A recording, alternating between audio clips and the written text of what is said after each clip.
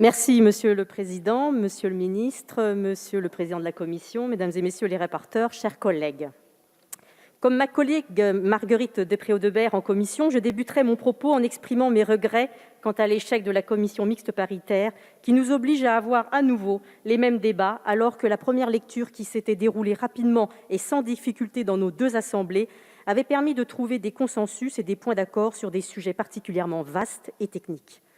Ce regret est d'autant plus grand que l'échec de la CMP résulte non pas d'un désaccord de fond sur les très nombreuses mesures du texte, mais uniquement d'un désaccord sur un point de forme qui n'était même pas dans le texte original. Le point d'achoppement entre les deux chambres concerne en effet la régulation des plateformes du numérique, initialement proposée dans le cadre d'une proposition de loi au Sénat portée par la présidente de la Commission des affaires économiques, Madame Sophie Primas. Cette proposition de loi propose en outre des mesures d'encadrement des plateformes Internet via la neutralité des terminaux, l'interopérabilité des plateformes ou encore la lutte contre les acquisitions dites prédatrices. Ce sujet majeur et profondément d'actualité n'a pas fait l'objet d'échanges entre nos deux assemblées alors qu'il a bénéficié de journées réservées au Sénat. Au nom du groupe Modem, démocrates et démocrates apparentés, je ne souhaite pas que nous privions l'Assemblée d'un débat sur ces questions. Tous les groupes de cette Assemblée ont leurs idées propres sur les géants du numérique et ont des propositions à avancer sur l'ensemble des sujets touchant à ces questions. Des journées dédiées à la régulation des plateformes numériques devraient donc être organisées dans cet hémicycle afin que nous puissions tenir entre nous des discussions longues et approfondies. Mais au-delà du fond, l'échec de la CMP pose question sur la forme. Il est regrettable de s'arrêter ainsi après tant de travail accompli entre nos deux assemblées depuis de très nombreux mois, alors même que nous sommes dans une situation sanitaire et économique tendue et que nous devons réserver l'agenda parlementaire actuel à ces problématiques. Ce trajet de ce projet de loi aura donc été particulièrement sinueux, complété par plusieurs lettres directives depuis son dépôt sur le bureau du Sénat au mois de février, ainsi que par les dispositions du projet de loi sur la commission audiovisuelle et la souveraineté culturelle, dont la poursuite de l'examen a été stoppée en raison de la crise sanitaire jusqu'au désaccord en CMP il y a 2 semaines. Mais je tiens toutefois à saluer la qualité du travail parlementaire sur ce projet de loi, lors duquel l'Assemblée a poursuivi le travail du Sénat en conservant un grand nombre d'apports aux sénateurs. Je tiens également à remercier les rapporteurs de notre Assemblée qui sont parvenus à trouver des compromis, alors même que les sujets sont très divers et techniques.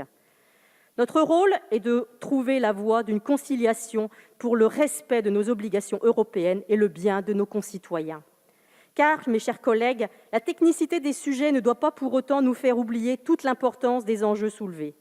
Les dispositions correspondent à des projets européens essentiels, à l'instar de l'union bancaire ou de l'union des marchés de capitaux. Dans le domaine économique, rappelons les évolutions importantes proposées par le texte afin d'accroître la protection des consommateurs et des acteurs économiques. Il faut saluer cette avancée qui favorise l'approfondissement du marché unique européen. Notons également la transparence dans les relations interentreprises particulièrement importantes au sein de la chaîne agricole et alimentaire. Il s'agit de rétablir la loyauté des transactions lorsque les relations commerciales sont trop déséquilibrées. Là encore, c'est une avancée concrète pour nos petites et moyennes entreprises du secteur alimentaire et agricole. Ainsi, mes chers collègues, malgré la multiplicité et la technicité des dispositions, un seul et même esprit anime ce projet de loi, celui d'une Union européenne plus protectrice, plus proche des citoyens, défendant un projet global et ambitieux d'approfondissement de la coordination entre les États membres. Ce cadre protecteur est d'autant plus important que nous traversons une crise économique particulièrement forte ces derniers mois et que toutes les mesures visant à renforcer de la solidarité européenne doivent être saluées. Pour l'ensemble de ces raisons, le projet de loi soumis à notre examen engage une transformation profonde de notre législation au service d'un objectif principal, le renforcement du marché intérieur français et européen. Voici, mes chers collègues, l'état d'esprit dans lequel le groupe Mouvement démocrate et démocrates apparentés aborde cette nouvelle lecture sur le projet de la loi dite Ddadue, dont nous espérons qu'elle sera la plus rapide possible afin de ne pas accentuer le retard pris en raison de l'échec de la commission mixte paritaire. Je vous remercie.